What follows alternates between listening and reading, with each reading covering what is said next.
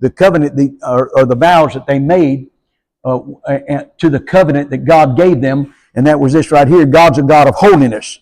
And when you start, just like we were reading this last week here, every position that Samson was making was always in a downward spiral. And as he went down and as he broke he broke his vow of a Nazarite, but he didn't make a vow. God made him a Nazarite from his birth and he's going to be one till his death. So that shows you, that's why God's using him as a similitude of Israel in her spiritual relationship with God. God chose her. God birthed her out of Egypt and brought her into the land that he promised to Abraham, Isaac, and Jacob. And now Israel is manifesting the fact of this right here, that this covenant that God's made with them, as far as this land is concerned, everything else, this land's always God's. To this very day, Israel belongs to the Lord. That land doesn't belong to any nation. It belongs to God. He said this land belongs to me. The people that were there that inhabited the land vomited them out because of their iniquities and sins and such as that. God put Israel in there and gave them the possession of the land, and it's going to be their possession of the land even in the millennium and on. But in Judges, we're seeing this right here, that Samson, as he goes through these similitudes of his life in relationship to Israel, we see him going through transgressions and sins, but the Spirit still comes upon Samson. And the question, I've heard so many preachers trying to preach on, trying to get out of that relationship. How in the world can Samson do what he's doing with all these harlots and everything else, and God's still manifesting through the power of the Spirit that comes upon Samson to destroy the Philistines? Because God's covenant with Israel is an everlasting covenant, and let me tell you, it's an unconditional covenant whenever it comes to God's relationship to that nation. And therefore, just like we read in Jeremiah. Remember Jeremiah 51, read there, God said, if Jerusalem is filled with sin, he said, still, as far as his relationship with Israel, it's never going to be broken. It's just as sure as the sun coming up in the morning. Just as sure as when you see the moon coming up and shining, God's still taking care of Israel. So God says, as far as the ordinances, as far as the ordinances of the sun and the moon and the stars and the ordinances are there, He says, as long as that stands, and as long as you're seeing the sun shine, as long as you're seeing the moon shine and the stars shining at night, God's still taking care of Israel. And you know what? It's the same relationship with us, with God too. If you're saved, I'm going to tell you this right here. You may screw up and everything else, and you may mess up and such as that, but I'm going to tell you this right here. You're sealed to the day of redemption. You know what? And Israel is too. And I'm going to tell you, she's the everlasting nation, isn't she? But now we're coming to chapter 15. Chapter 15, what we're going to see now is Israel he's going to show through Samson how the world will never associate itself to you in a faithful situation where that it loves you more than they love themselves. This world doesn't love Israel. You can see what's happening about Israel right now.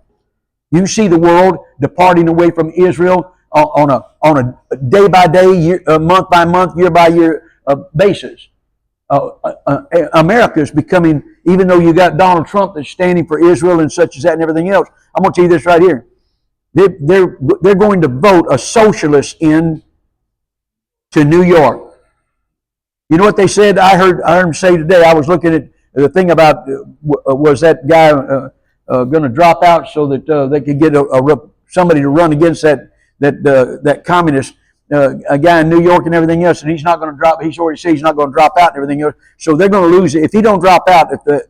If one of them doesn't drop out, they don't have a daylight's chance as far as being able to beat the socialist. So he'll be governor of the state. Well, let me tell you something. You know what the commentator was saying? Said if that's so, the Republicans need to be worried because it's going to be like domino effect all through the country here as far as socialists being able to run and win elections. And I thought to myself, what in the world's that got to do with a bunch of a bunch of people voting socialists all through the country if you're voting just for that one socialist in New York. But they say what it does, it just affects people in the liberals of our country to be that much bolder to get those people to run. And whenever they divide the ticket, they can win. That you'd be surprised how much they'll win by dividing the ticket. So anyway, I don't know as far as the end of America, as far as what she's going to be doing and everything else. I pray this right here, and I pray for Israel, and I pray for America, that America will put somebody in there that will always be patriotic as far as a country to the nation of Israel, so that God's hands will still be upon us to bless us.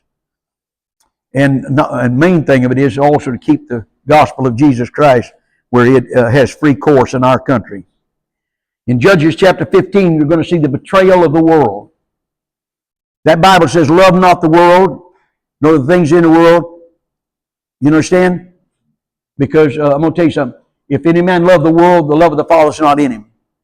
I'm going to tell you, but brethren, one reason why we shouldn't ever get so associated with the world that all of a sudden we start making fellowship with the world on a regular basis and everything else is because this right here. The world will have a greater effect on us than we will them. You're more likely to backslide if you start fellowshipping with sinners than for the sinners to get saved. In Judges chapter 15, we're going to see it, the betrayal of the world. But we're going to see while the world is going to betray Samson, as far as the Philistines are concerned, which are picture of the people of this world, you're going to find out this right here, that they may betray Samson, but notice this right here, how the word is going to have an effect that works in Samson to reveal to this world. It doesn't make any difference how much you try to persecute Israel. It doesn't make any how much you try to persecute the Christian. I'm going to tell you this right here. God is with them. And because God's with them, I'm going to tell you this right here. God's going to show you that the Spirit is the thing that gives the power to the believer. It's not their strength. I know you see a lot of pictures of Samson. He's buffed out like, the dragon killer and everything else. But I'm going to tell you this right here. There's no indication whatsoever that Samson is some great big, 6'8", 275 pounder. And even if he was, we're going to see a little something that takes place as far as chapter 15 is concerned. We'll see some things. And you'll see this, that it hasn't got anything to do with height or doesn't strength. It's not by your strength. God takes no pleasure in the strength of a man, the legs of a man, nor in a horse either. Chapter 15, let's get started. All right, brother. Lead us in prayer. You.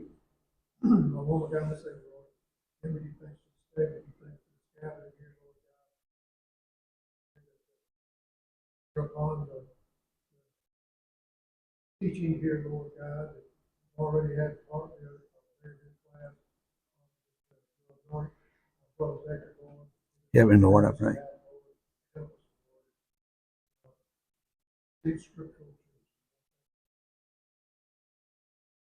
Amen. Judges 15. But it came to pass when in a while, we're reading here and we're taking up from chapter 14 there, where you notice this right here that Samson has got him a woman. And this woman is of the Philistines. And because she's a Philistine by heart too. Samson doesn't convert this woman. He's after her flesh. And you're not going to convert the world seeking the fleshly things that they have and what they have to offer. And so Samson's wife weeps before him and everything else because he's got 30 champions there at his wedding, and he's giving them riddles and everything else. And they find out his riddle through his wife. You know why? Because she's unfaithful to him whenever it comes at. They plow with his heifer, he said. That's right. And you know something? As long as there's the threat of the world, always remember this right here. Samson's association with this woman he's with is intimidated into fear to betray him. That's what she does. That's exactly what happens to young people today. Intimidation. The devil uses intimidation to make you afraid. And you know what they do? Then whenever they do, you know what? They'll turn on you. So she turns on him, tells him tells her kindred people what the riddle is, and whenever they do, Samson leaves, and in verse 19 of chapter 14, the Spirit of the Lord came upon him, and he went down to Ashkelon and slew 30 men of them, and took their spoil and gave change of garment unto them, which expounded the riddle. And his anger was kindled, and he went up to his father's house. But Samson's wife, now watch carefully, but Samson's wife was given to his companion, whom he had used as what? Make friends if you want to with the world. But I'll tell you this right here, they'll sell you out every time. Notice, if you will, his father-in-law gives his wife because he thinks that he's upset with her for telling the riddle and everything else. So he gives her to his friend. Well, the Philistines are happy with that, y'all. They don't care if they can bust up your marriage. They don't care if they bust up your relationship. The world's happy to see you fall. Look at that chapter 15 now. But God's seeking an occasion, if you remember chapter 14 there? His parents didn't understand the situation and everything else, right? Notice, if you will, but the Lord saw an occasion against the Philistines. He didn't understand that. But and so in chapter 15 we find out the occasion that's on the brink of it. But come to pass in a while after that the time of wheat harvest, that Samson visited his wife with a kid. Notice, he's still taking it for granted he's married to her. Watch what it is. And he says this. He said, I'll go into my wife into the chamber. But her father would not suffer him to go in. And her father said, I verily thought that thou hast utterly hated her, therefore I gave her to thy companion. Is not her younger sister fairer than she? Take her, I pray thee, instead of her.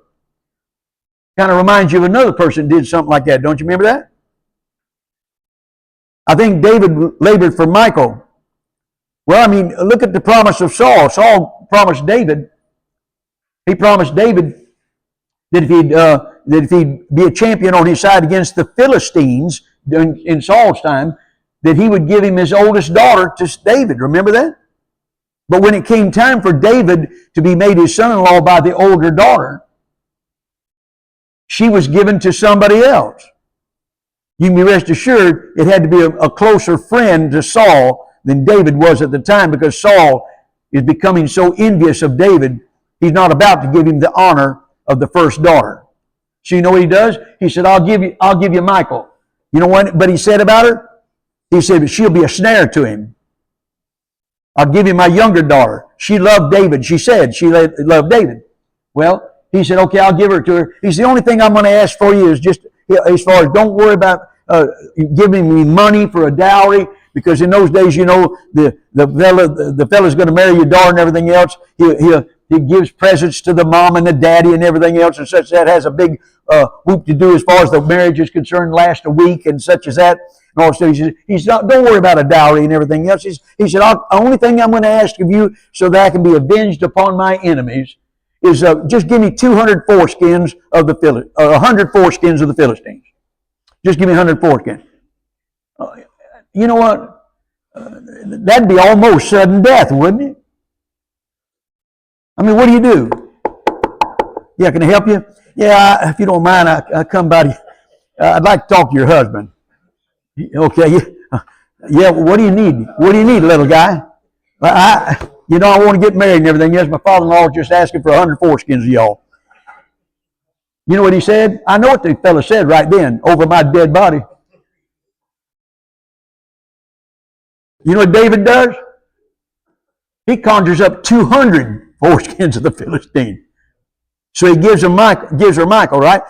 Well, you reckon he earned her? But what happens when all of a sudden Saul has tried to kill him on 2 more occasions after that, pin his body to the wall with a javelin? You realize there's only 2 javelins mentioned in the Bible as far as arts of war.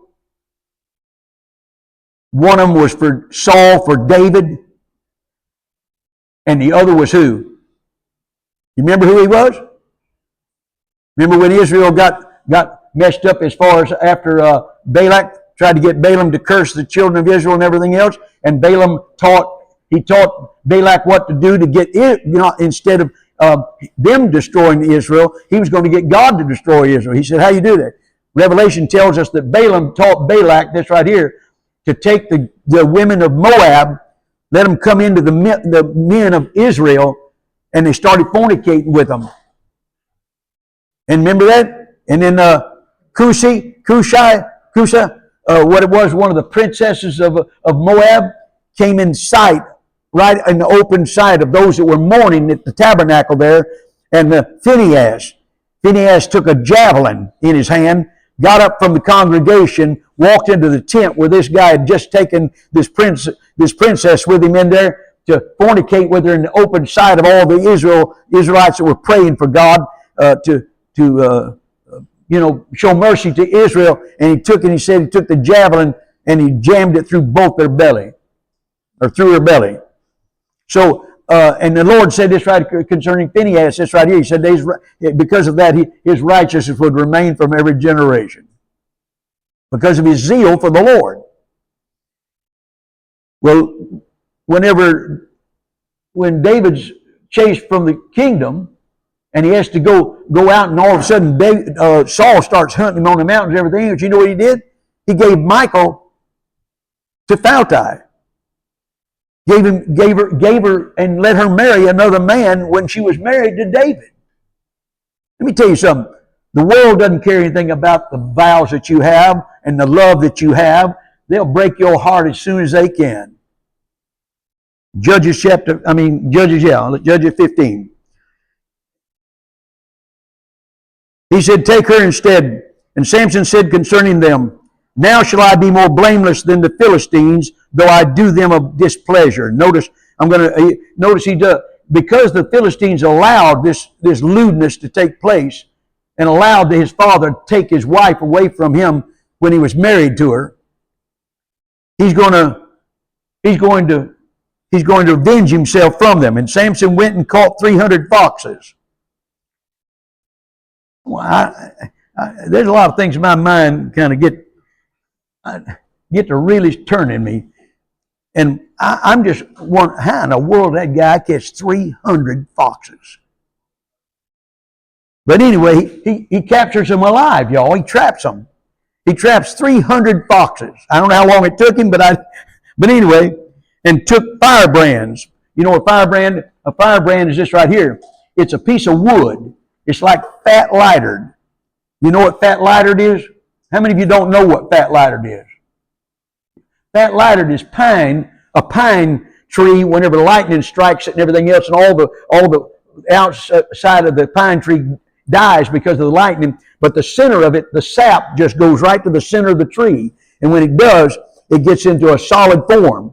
In the old days, the old timers would go through the woods and everything else and get those pine trees when they fell over, and they call lighter knots. They were knots where the tree had the limbs going out of the main part of the tree, and what it would do, when the lightning had killed the tree, the sap would come to the middle of the tree. But when it did it, those places where the limbs came out would be a section of solid sap that had hardened on the trunk of that tree. And whenever it fell on the ground, whenever it would fall over, sometimes you go out there, sometimes see them 40 feet high out there, still standing and everything else. But a lot of them would fall on the ground. When they did, they'd fall, and where the limbs were and everything else, it'd make a knot. And what you do is you either stepped on it real hard to break it off, or sometimes people took an axe and they'd hit it right in the clevis of it, and when it did, it break off that knot. And it was called a lighter knot. In the old days, the people used that to put around their wash pots and everything else, because that lighter knot was so full of resin that whenever you lit it, it got boiling hot and just burned for a long time, but it put out a black smoke. But anyway, this firebrand here is a piece of wood. It's a small piece of wood in a strip that you have that has that tendency of it to burn and last while it's burning, but it's hard to put out. So that when them foxes were dragging that firebrand through the shocks of corn and everything else, it would catch them on fire. And then you know what them foxes, as soon as they realized their rear ends was on fire, they took off. Like anybody else had any sense. But anyhow, I can't imagine. You got 150 firebrands there running through the land of the Philistines at harvest time. Notice he's telling you there that wheat harvest is there, right? Now, it tells you this right here. It says this. And Samson went and caught up 300 foxes, took firebrands. See, the white sail is now turned into a fire sail. And turned tail to tail. There we go. And put a firebrand in the midst between the two tails. What he did is he took the fox's tails and tied them and had that firebrand there, and then he'd light that thing. And when he lit it, he let them foxes go. Well, at first, they're going to try to get away from each other. But when they didn't realize they couldn't get away from each other because their tails are tied together, they're going to run together. And when they do, they're trying to get that firebrand out. But when they're doing, they're taking it through the shocks of corn and everything else that's there, everything's catching on fire. You know somebody else who did that? Who was it? Absalom. Remember Absalom, whenever he went to Greer, came back, and he was going to see David, but for 2 or 3 years there, he couldn't see his father David, and they couldn't make amends there when Joab had got him to come back. And he asked Joab on 2 occasions, said, let me take me to the king so I can talk to the king. Joab wouldn't pay any attention to him. So you know what he did? On harvest, when it came harvest time, he took his servants and told his servants, Absalom said, go set Joab's fields on fire. Do you know they got a song? I hate to say it, but they didn't have it right. Set my fields on fire, oh Lord, set my fields on fire. I'm thinking, dear guys, burn up all the things you're working for. I don't know. But anyhow, yeah. But anyhow, Joab come right straight to Absalom. And there's a spiritual thing in this thing. I'll tell you this right here, because when it came time when Absalom got his hair caught in that oak tree, how many arrows did Joab take with him and put right straight through his heart? 3 of them, wasn't it? Or you check it out and you'll see how Absalom and Joab, whenever they had their differences together and everything else, when he rebelled against it, there was 3 darts, one for him, one for King David, you understand? And one for those fields that he burned up. Vengeance is mine, saith the Lord. Absalom, he winds up dead too, doesn't he? All right, Judges 15, I got to get going. Says this. He says, he set the brands on fire and let them go into the standing corn of the Philistines. All right, now, at harvest time in Israel, you'll read this all through your Bible and everything else. You'll find where let me go ahead and read this. It says, he set the brands on fire, let them go into the standing corn of the Philistines, and burn up both the shocks and also the standing corn with the vineyards and olives. Let me just define for you what shocks are and also the standing corn. The shocks are whenever and the corn is not like an ear of corn, always an ear of corn. You notice it's wheat harvest, but it's still called corn because it's the kernel of the wheat at the head of the wheat. Same thing in the New Testament. You'll find this right here. When they took the corn, it says they were picking the corn and everything, and they were rubbing it in their hands. What they were doing is taking the husk and everything else and rubbing it off and then blowing it with their hands, and it would blow it. And then you had the kernel there, and then you ate the kernel like that. And so what the shock there is whenever they take the wheat and they take a side and they cut it down. Whenever they cut it down, remember, you might have even seen it. You may have even seen it. I've seen some in America up toward Iowa and around there, where they take the wheat once they cut it and they bundle it.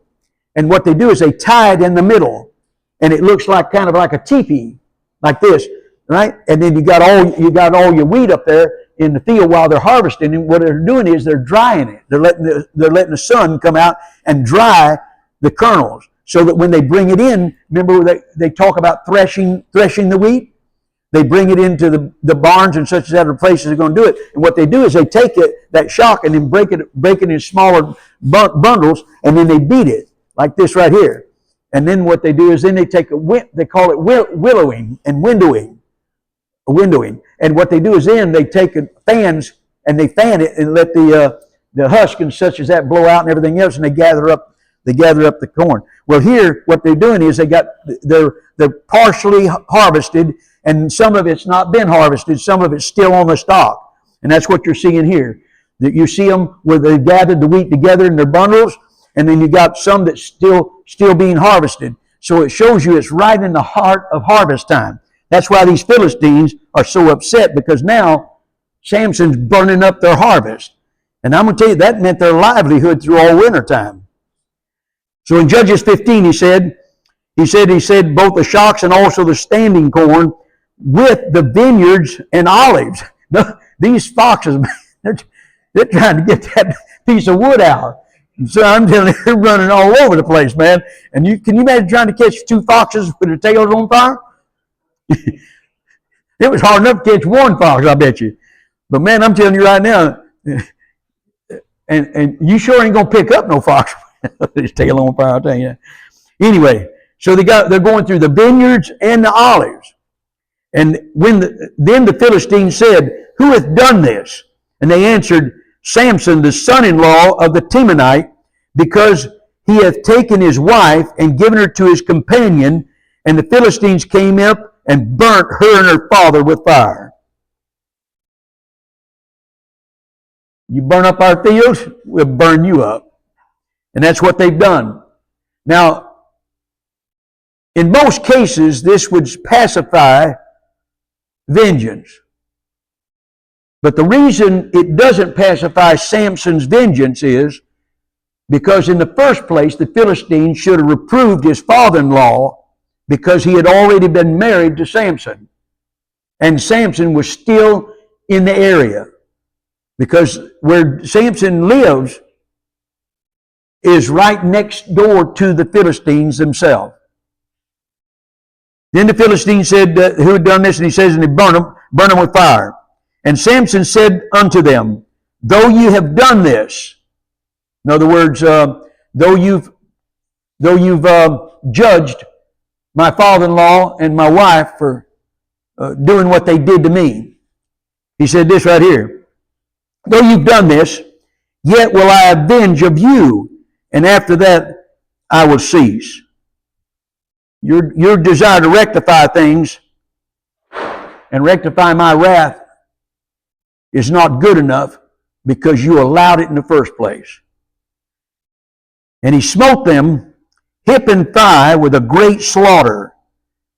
And he went down and dwelt in the top of the rock Etham.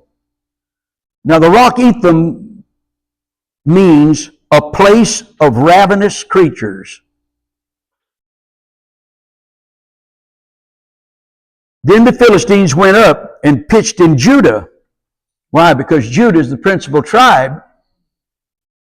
Judah is the principal tribe that's over all the rest of the tribes as far as Israel's concerned when it comes to the fact of the leadership and the decisions made for the nation. They come to Judah.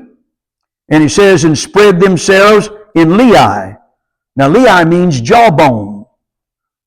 Now we're going to get into the place where everybody knows about Samson from, and that's the killing 1,000 Philistines with the jawbone of an ass. And the men of Judah said, Why are you come up against us? And they answered, "To bind Samson are we come up, to do him as he hath done to us."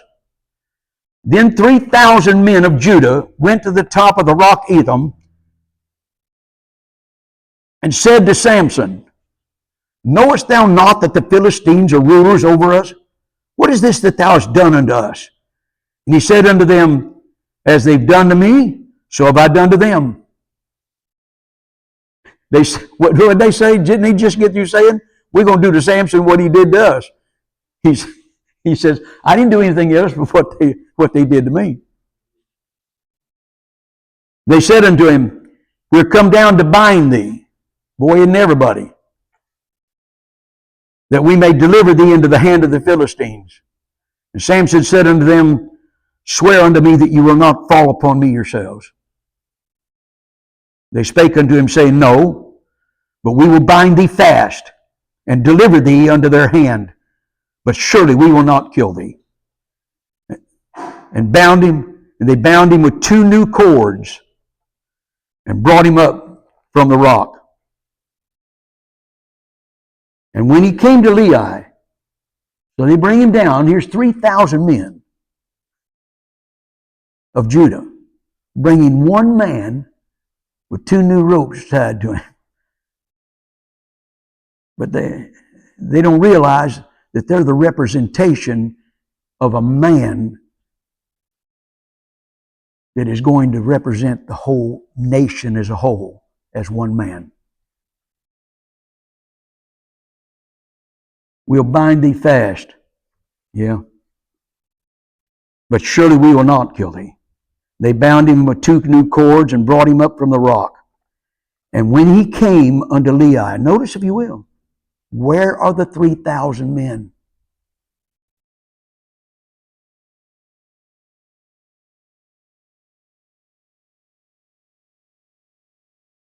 When they get him to Lehi, they turn him loose into the hands of the Philistines. And then they leave. They leave Samson. But the problem is God's fixing to get all over Samson again. And the Philistines are going to wish they left him too.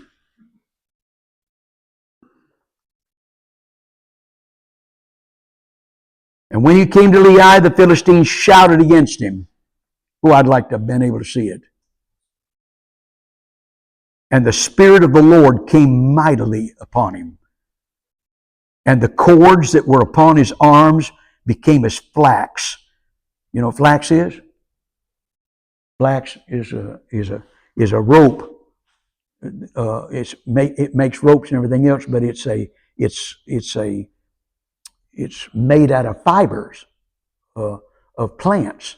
And when they get dry and you burn them, man, they catch on fire real quick and burn up real quick, and then they're ashes. What's this? He says this.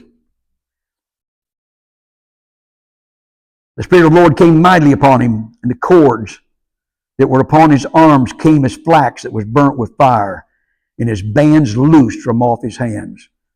Boy, I don't know who was close to him, but I bet they got their attention. When Samson's standing there, and while he's looking at them, he's looking at 1,000 Philistines. And all of a sudden, he just takes his hands like that right there, and them cords just fall right off his hands. He loosed them off his hands, and he found a new jawbone of an ass.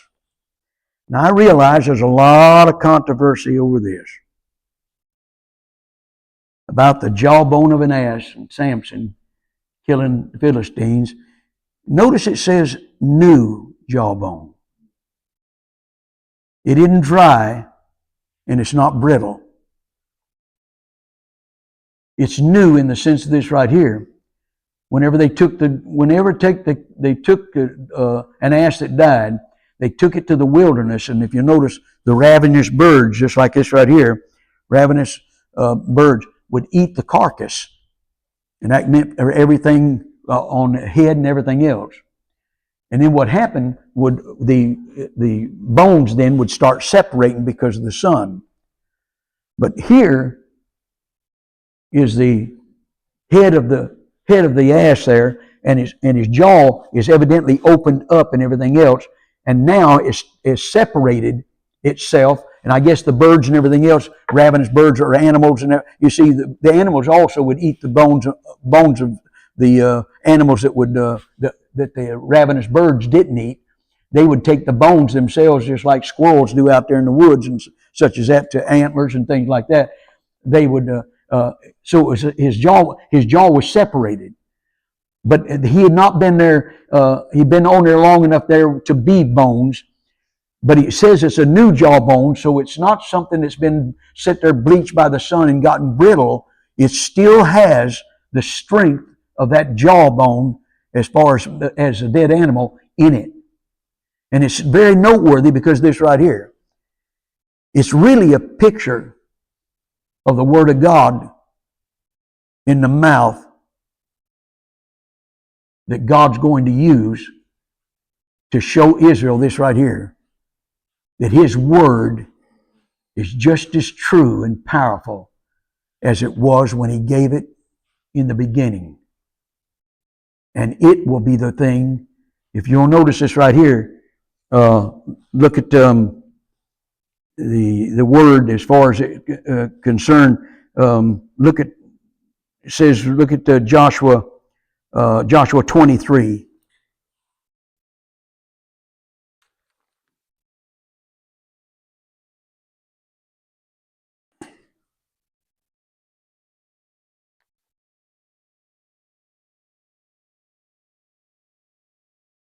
Verse 4,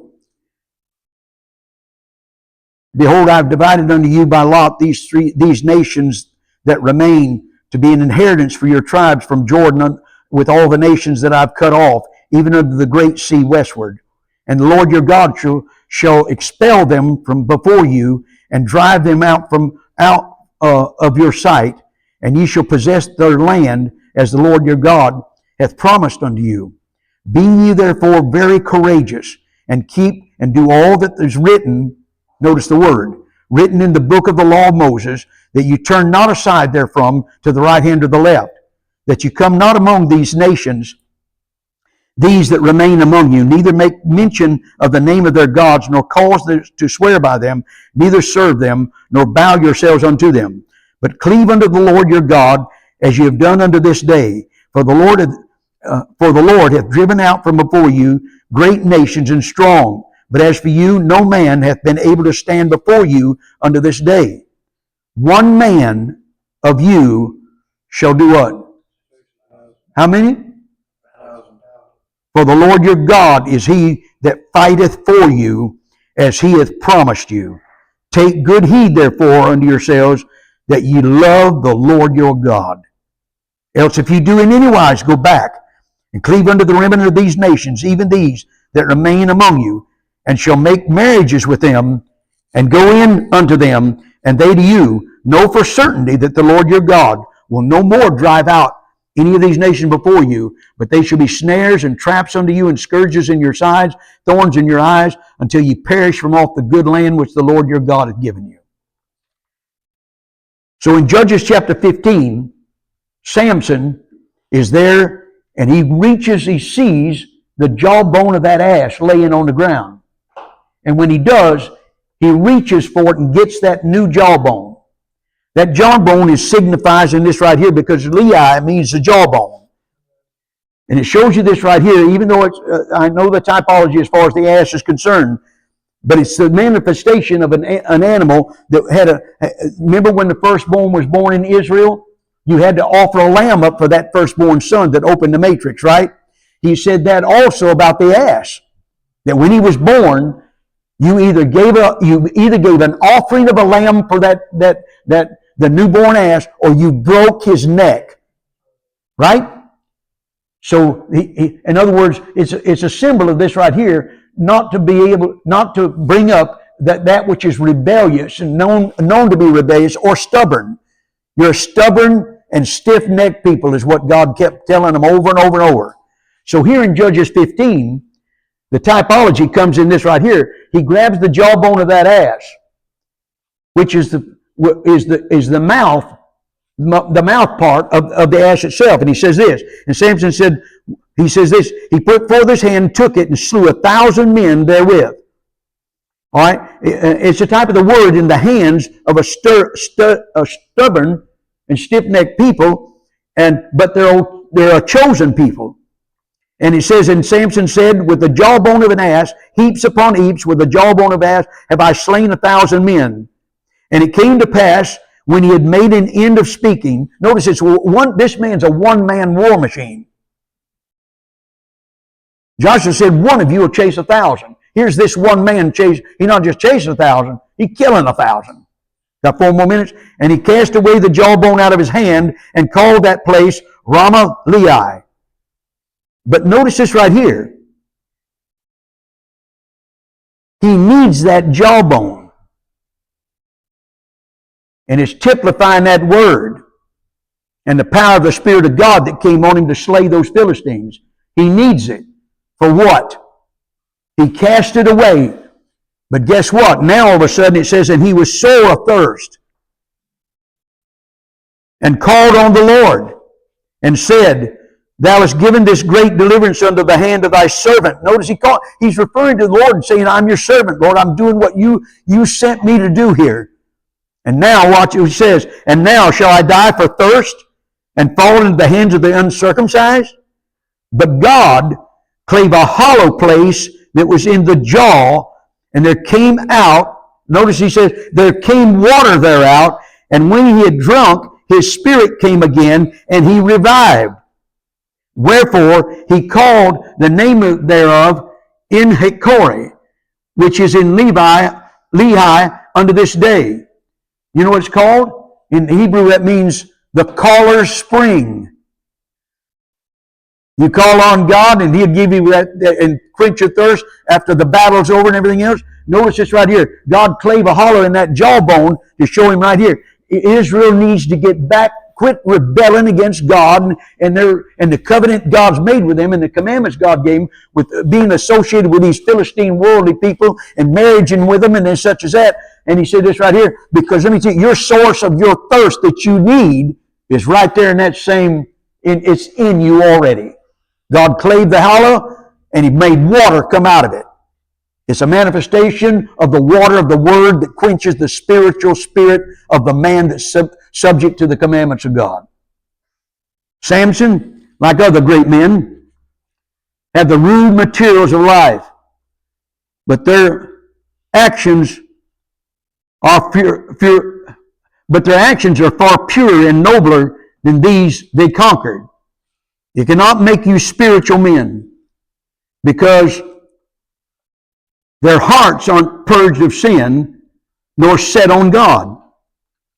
They're possessed of everything, deficient of conscience, so a failure to being noble. Here's Samson. He's won a great battle. He casts away the jawbone, and God reminds him, don't throw it away. Because there's a quenching of that thirst that's in that same thing, because it's God that gave you the power to overcome 1,000 Philistines as one man, like Joshua had promised them. And you know something? We need to be always reminded of this right here. You may get away and you may backslide and everything else, but God in His providence will deal with you to bring you back and remind you it's the Word that counts most in your life. Chapter 16, we got one more step down before we got to go up. Okay? Chapter 16. Take a break.